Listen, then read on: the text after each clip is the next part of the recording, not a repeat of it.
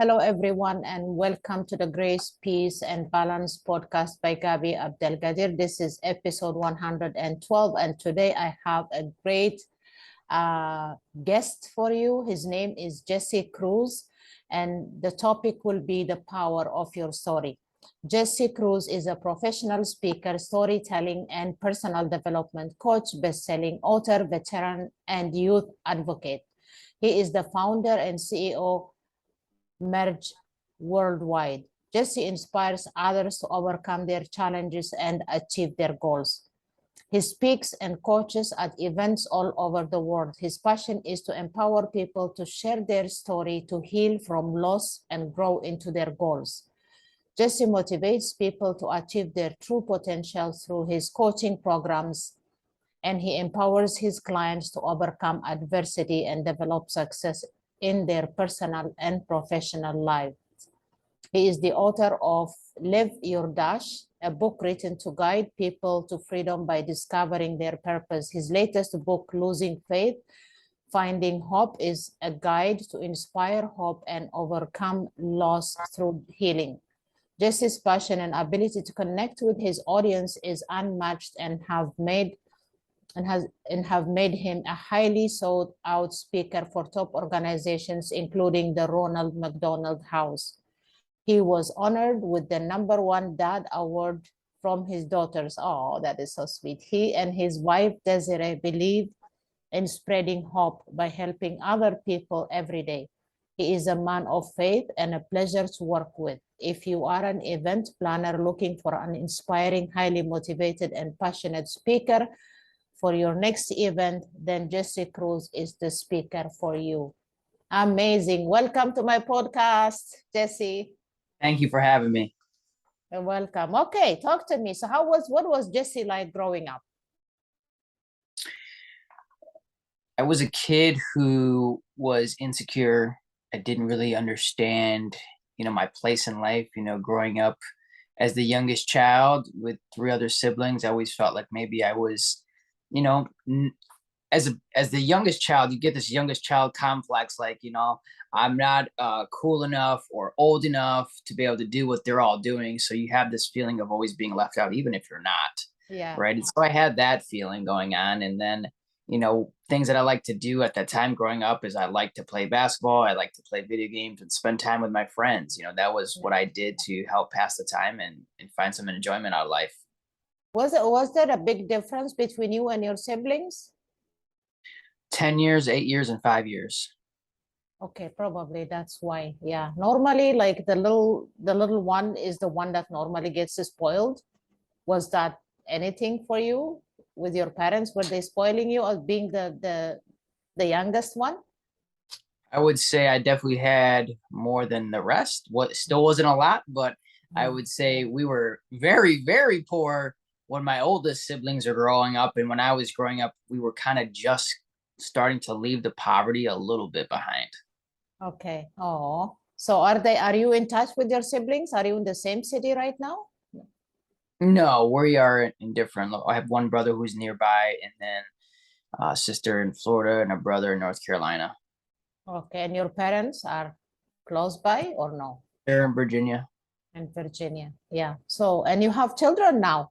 I just read that you got an Best Dad Award. That is so cute.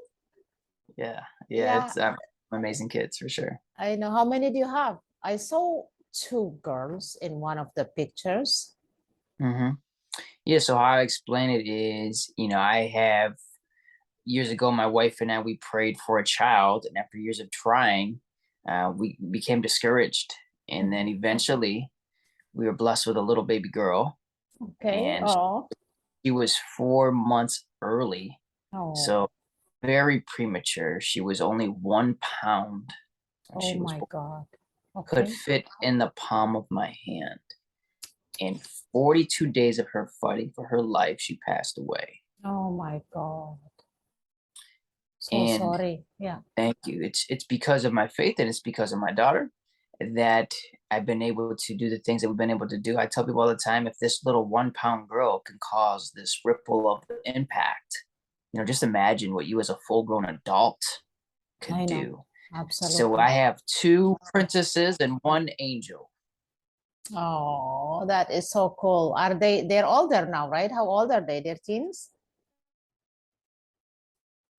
Yeah, 15 and 13. 15 and 13. Okay, that's a beautiful age. Yeah. And they gave you an award. So you must be really an incredible dad. And so is Desiree, I'm sure, your wife, right?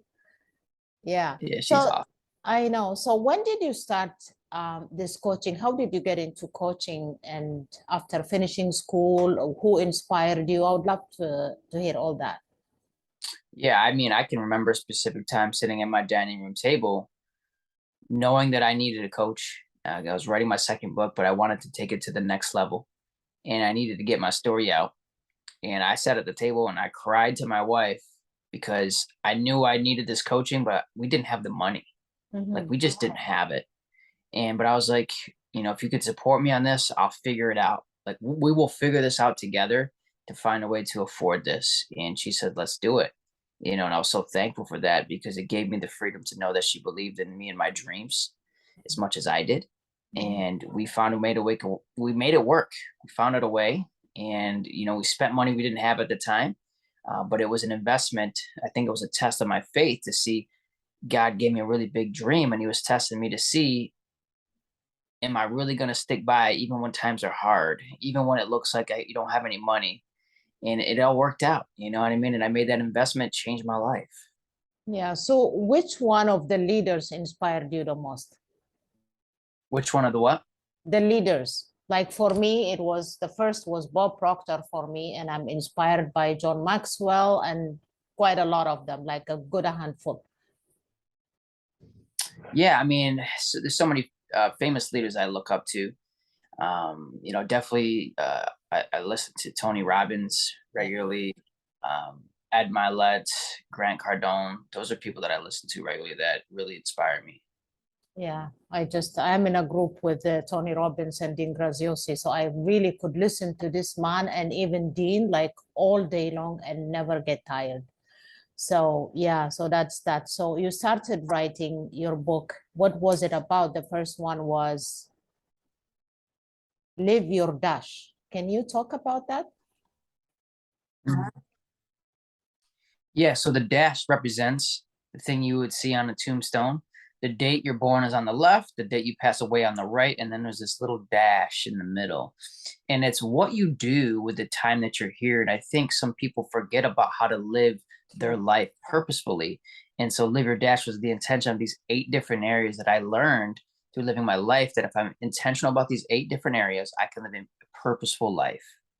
Oh, wow, beautiful. Would you mind talking about those eight? Yep. Let's, So yeah. they're referred to as the 8 F's to freedom. So those topics are focus, finance, fitness, fun, faith, family, friendship, forgiveness. Beautiful. The last one was the hardest for me for the longest, even now. Like I struggle with forgiveness, but I'm trying my best. But beautiful. And your latest book, by the way, I have a copy of that one, but I haven't started reading it yet because, like, I think I have a dozen and a half waiting for me to read right now. Um, it is called, yeah, what is the title of the book? My goodness gracious. Your latest book. What is the Losing faith. title? Losing, yeah, that one. Talk about that a little bit. Yeah, I mean, I touched on it a minute ago. That was the most traumatic moment of my entire life was losing my daughter. Yeah. And that put me into a very dark place for a while. And what got me through it was writing. And this book has been one of the greatest healing tools that I've ever created because I'm completely vulnerable and real. I share the worst moments of my entire life in complete detail because I just need other people to know that, you know, if I can do that, like if I can get through the loss of a child, and doesn't mean that I'm over it, doesn't mean that I still don't miss her. I still hurt. I still think Yeah. about her a lot. But I found a way to take the most traumatic moment of my entire life, and Yeah. everything was being destroyed. And I found a way to rebuild with what was left. Yeah. And my hope is in my healing to the story is when people share their story, they heal. And it's the story that you don't tell is what the story that holds you back. And I didn't want to be held back. And I wanted to find a way to I don't want to let my pain to be wasted. And I think people waste pain. And I don't want it to be wasted. And so what I did, I was like, you know what, rather than sit there and feel sorry for Jesse forever, I'm gonna find a way to help other people who are hurting similar to me and to let them know that they can work through this and they have supports and they have hope through sharing their story. Absolutely beautiful. And it's so true. Like personally, like every time I read a book, there is definitely at least half a dozen things that I come up with that hits home. You know what I mean? So it's extremely important. So how do you help other people to write their story? Do you? So I have helped people write the story, but I focus on speaking Okay. because I believe in the power of sharing your story, whether it's virtually, whether that's on an actual stage.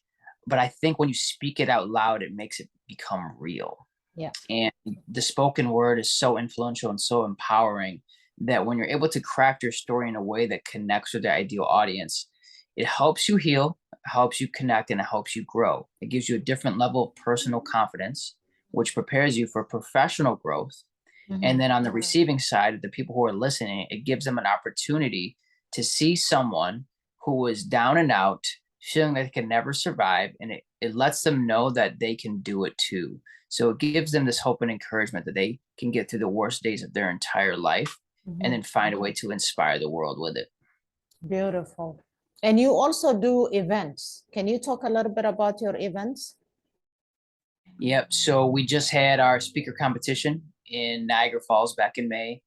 Oh, yeah. We had over 20 speakers, a sold out event. It was amazing. Like it was amazing to see how many people who have never met before became like family in a short weekend. And Oh, so we really, and that's why my wife and I, we do this together. Our daughters, Mariah and Haley, they actually help out.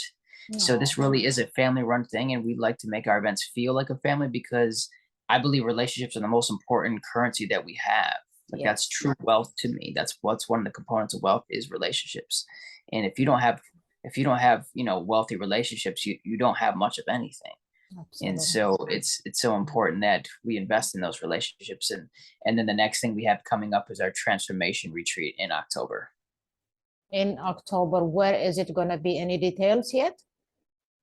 Oh yeah, yeah. Most definitely, we have the venue already booked. It's actually a place we've taken our daughters for their birthdays. My birthdays, we take family trips there because it's a beautiful, top-notch destination resort. It's in a city called Cortland, New York. It's right near Ithaca in Syracuse, New York, and it is in October of this year, October, what date? 7th through 9th. 7th to 9th. How can people, would you be sharing the link if Yeah, people, so for people who want to register? right. So if somebody wanted to be a part of it, right, Yeah. it would literally be just connecting with me on social media. That'd be the best way to see if it's a good fit. Yeah. Because, like I said, we always want to make sure that we have the right people in the room, and I want Yeah. to make sure that the right people for the people who want to be there, Yeah. right? So I just want to make sure that it's the right people in the room. So if people want to be involved in what we're doing, it's literally just having a conversation and dialogue and see if what we can make work out. Okay. Excellent. So we'll be sharing that. Oh, that is beautiful. Any advice you would give to people who have a lot of stories inside them, but they're afraid to speak it, they're afraid to write it, they're afraid to share it? What would you advise them? I would let that person know that every time that you fail to share your story when you know that you should, you're robbing people that you love of a blessing of healing. And not Goosebumps. sharing your story is actually one of the most selfish things a human being can do. Now, that does not mean that you share your story right away. Sometimes you got to heal before you can share the story, or go through the healing process, or let the storytelling begin the healing process. But by refusing to never share it, it's just a selfish thing, and it took me a while to realize that, it's just being selfish because the story that you experience is not even for you anyways. It's for other people to know that it's humanly possible to heal. Yeah. My God, you just gave me goosebumps, Jesse. That was beautifully said. Yeah. So before we finish, I always ask two questions to my guests. I know you are a traveler, but I'm still going to ask you anyway. If there are 3 countries that you would love to visit before you die that you haven't visited. What countries would they be? I know where you have been. I have been following you. Well, before I get to my answer, I'm Uh-huh. gonna say this. There were 3 places in my entire life before my time on earth was done. There was 3 places I wanted to visit. Okay. And I feel truly blessed to say I've already done those 3. Can I Right. know So, what they are? oh yeah, oh, absolutely. So there were 3 places I want to go in my life. Hawaii, Mm-hmm. Italy, Okay. and Iceland. Okay. And beautiful. I just cannot describe the beauty of those 3 places. And so it's hard for me to come up with the list, but I will come up with a list. I'll give you the next 3 just because I'd really like to go to the Maldives. Okay. I would like to go to Greece Okay. and New Zealand. Those would be New my 3. Zealand, Greece, New Zealand, and the Maldives. Okay. That's beautiful. If you had one dream that you haven't fulfilled yet, but you would love to fulfill before you die, what would it be? You said one dream? Yeah.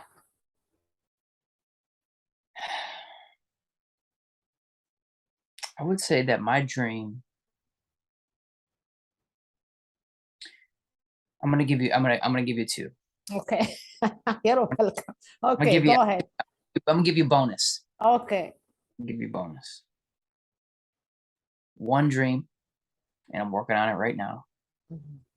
is to have our life, my wife, my kids, my family, have our own movie on Netflix, movie Oh, theaters, okay. screen. Okay. That's currently, I haven't even shared this publicly, but you asked. It's Mhm. with this, we actually hired a scriptwriter. It's actually in Hollywood right now.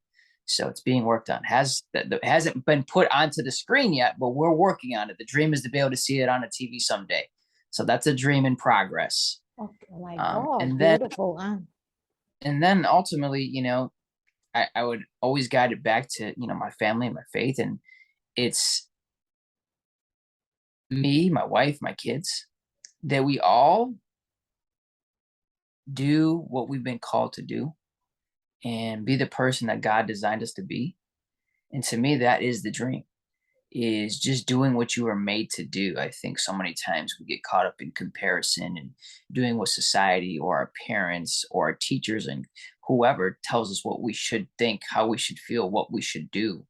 And my dream is overall for people in general to find and discover their dream and then pursue it every moment they get. Yeah. No matter how many oppositions they get along the way, right? That is Absolutely. beautiful. Beautifully said. Thank you so much. Anything else you want to add before we finish?